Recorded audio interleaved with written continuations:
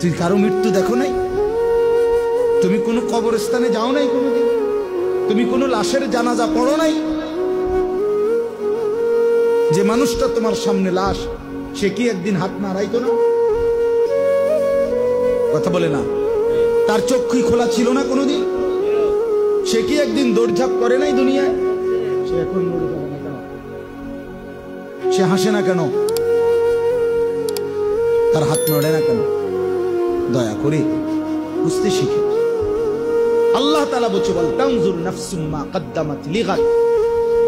আমার বান্দা, খেয়াল করো আগামীকাল কিয়ামতের জন্য তুমি আজকের দুনিয়া থেকে কি পাঠাচ্ছ। এটাই তোমার আখিরাতের পুঁজি সংগ্রহের জায়গা। দুনিয়া এখান থেকেই আখিরাতের জন্য পাঠাইতে হবে। মা কদ্দামাত, হিসাব করো আখিরাতের জন্য কি পাঠাইছো। ওয়াত্তাকুল্লাহ।